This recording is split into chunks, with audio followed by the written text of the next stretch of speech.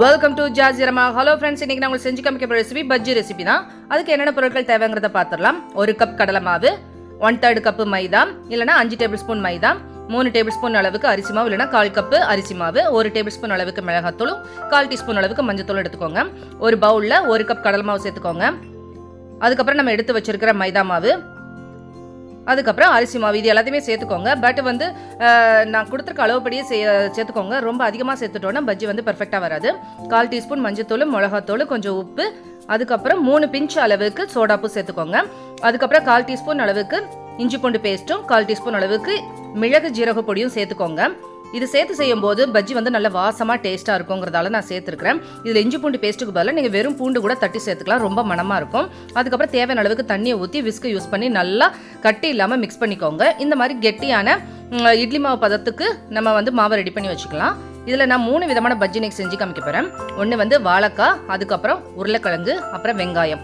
வாழைக்காய் வந்து நம்ம வந்து தோல் சீவுறது வச்சு சீவ வேண்டாம். இந்த முறைப்படி வந்து தோலை வந்து நம்ம எடுத்தால் போதும். வாழைக்காய் பஜ்ஜியில் வந்து முழுக்க நம்ம தோலை எடுத்துட்டா டேஸ்ட் நல்லா இருக்காது. இந்த மாதிரி லேசாக இந்த மாதிரி கத்தியை வச்சு இழுத்தாலே வரும் பாருங்க. இந்த அளவுக்கு நம்ம தோல் எடுத்தாலே போதும். இந்த மாதிரி வாழைக்காய் அளவு தோல் எடுத்து வச்சுக்கோங்க. பெரிய வாழைக்காங்கிறதாலன்னா அதில் வந்து பாதி அளவுக்கு நான் சீவி எடுத்துருக்கிறேன். ஃபுல்லாக நம்ம போட்டோன்னா பெருசாக வந்து நம்ம கடையில் நிறைய எண்ணெய் ஊற்றணும், அந்த அளவுக்கு நம்ம செய்ய வேண்டாங்கிறதால நான் பாதி வாழைக்காய் எடுத்துருக்கேன்.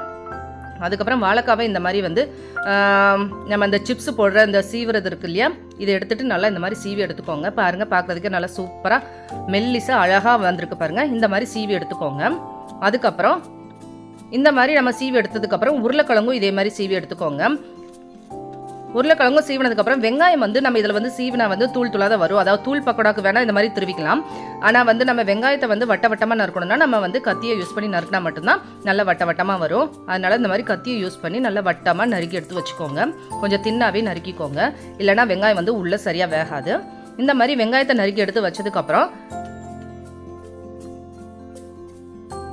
நான் வந்து எல்லாமே உங்களுக்கு கொஞ்சம் கொஞ்சமாக தான் போட்டு காமிக்கிறேங்கிறதால கொஞ்சம் கொஞ்சமாக எடுத்துருக்கிறேன். நீங்கள் உங்கள் வீட்டுக்கு எவ்வளோ தேவையோ அந்த அளவுக்கு எடுத்து வச்சுக்கோங்க. இப்போ அடுப்பை பற்ற வச்சுட்டு ஒரு கடாயில் வந்து எண்ணெய் வச்சு நல்லா காய விட்டுருக்கேன். எண்ணெய் நல்லா சூடானதுக்கப்புறம் நம்ம பஜ்ஜி பட்டரில் நல்லா இந்த மாதிரி டிப் பண்ணி போட்டுக்கலாம். பஜ்ஜி பட்டர் வந்து திக்கான கன்சிஸ்டன்சியில் இருந்தால் மட்டும்தான் நம்மளுக்கு வந்து கோட்டிங் நல்லா கிடைக்கும். இல்லைன்னா தின்னாக தான் இருக்கும், எண்ணெயும் ரொம்ப குடிச்சிரும்.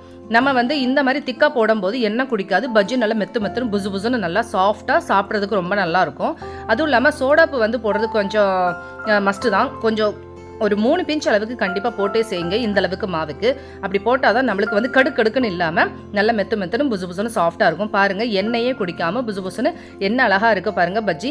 இந்த மாதிரியான பஜ்ஜி நீங்களும் உங்கள் வீட்டில் செஞ்சு பாருங்கள், உண்மையிலே சூப்பராக வருங்க. இதே மாதிரி மெத்தடில் கண்டிப்பாக செய்யுங்க. மைதா மாவு சேர்க்கறது எதுக்குன்னா அப்போ தான் கடையில் உள்ள பஜ்ஜி மாதிரி நம்மளுக்கு சாஃப்டான டெக்ஸ்சர் கிடைக்குங்கிறதால, மாவு நல்லா கோட்டிங் கிடைக்குங்கிறதால நான் சேர்த்துருக்கிறேன். அதுக்கப்புறம் உருளைக்கிழங்கு இதே மாதிரி நம்ம சேர்த்துக்கலாம். டிப் பண்ணி இந்த மாதிரி சேர்த்துக்கோங்க.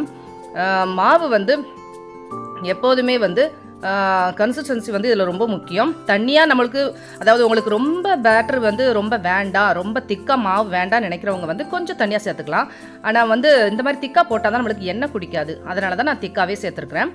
இந்த மாதிரி திக்கான மாவில் நம்ம டிப் பண்ணி போடும்போது கோட்டிங்கும் நல்லா சூப்பராக அதில் ஒட்டிக்கிட்டு வரும். அடுத்து நம்ம வெங்காய பஜ்ஜி இதே மாதிரி டிப் பண்ணி சேர்த்துக்கலாம். வெங்காயத்தை இதே மாதிரி நல்லா முக்கி எடுத்து போட்டுக்கோங்க.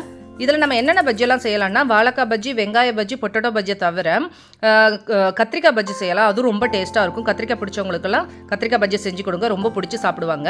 அதுக்கப்புறம் வந்து நம்ம அப்பளத்தில் கூட பஜ்ஜி செய்யலாம். அதுக்கப்புறம் நம்மளுக்கு வந்து பிரெட்டு, வீட்டில் இருக்கக்கூடிய பிரெட்டில் கூட நீங்கள் பஜ்ஜி செய்யலாம், சூப்பராக இருக்கும். உங்கள் வீட்டில் யார் யாருக்கு என்ன பிடிக்குமோ அந்த விதத்தில் வந்து நீங்கள் பஜ்ஜி செஞ்சுக்கோங்க.